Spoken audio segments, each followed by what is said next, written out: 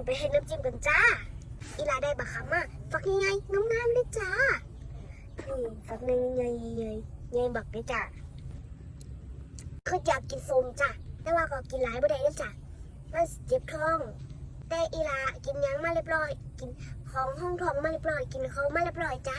ไปให้น้ำจิ้มกันจ้าปริงน้ำปลาหนัวใส่ลงไปจ้าน้ำตาลจ้าใส่ลงไป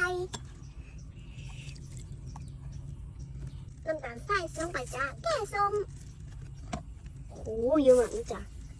ข้าวควักตาไม่หอมจ้าใส่ลงไปจ้ามาพริกจ้าใส่ลงไปจ้า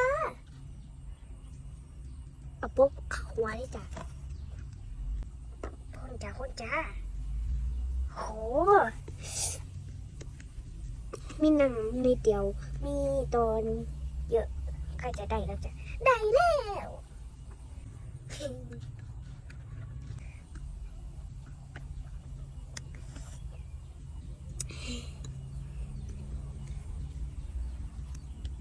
น้ำลายใหญ่ตะบังเลยพี่น้อง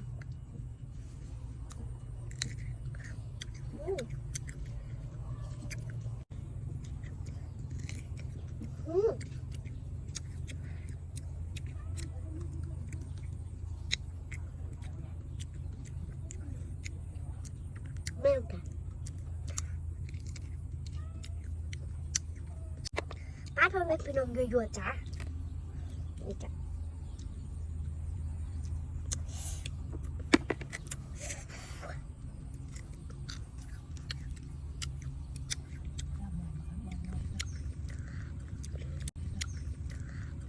ได้ปลาคามจ้ะปลาคามหน่อยตำกระแสเพชรแก้วกระแส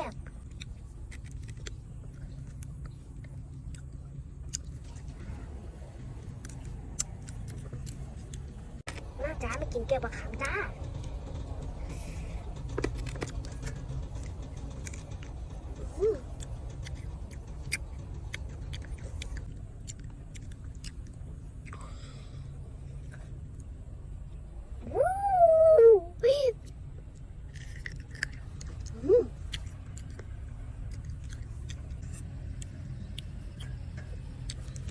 มากินแก้วปลาขามนะจ้า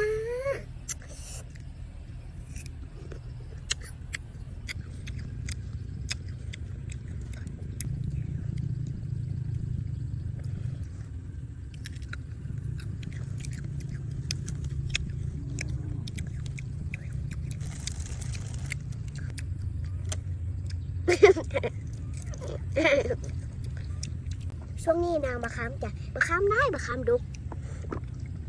มะขามหน่อย หน่อยสำเร็จจ้ะน้ำใส่อีปูดองแซ่บจ้ะอีลามักอีปูดอง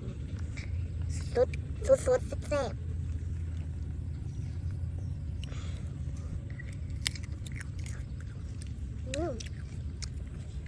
น้ำจิ้มข้าวคั่วจ้ะหวานแซ่บมาคักเลยจ้ะอันนี้เท่ารสชาติรสจัดเท่าอีรามากเลยเด้อจ้ะน้ำจิ้มนี่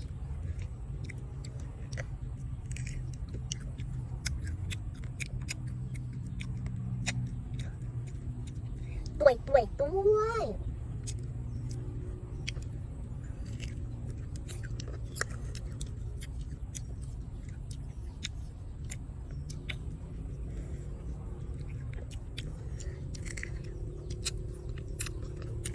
สุดยอดมาคักเลยจ้าอีลาเศร้ากินแล้วจ้ะกินไรบ่ได้จ้ามันเจ็บท้องจ้ากินว่าเป็นยาเพราะหายยากมีเดทอีหลักก็ได้สิมากินให้เบิ้งพ่อแม่พี่น้องเบิ้งจ้าช่วงนี้อีหลาบ่ได้อาทิตย์เยอะจ้ะจังใดก็ฝากติดตามและคลิปเก่าๆอีหลานนั่นเด้อจ้าวันนี้อีหลานนอนลาไปก่อนพบกันใหม่คลิปหน้าเด้อจ้าขอบคุณใจที่เข้ามาเบิ่งอีหลาฝากติดตามอีหลานด้วยนะจ้าบ๊ายบายจ้า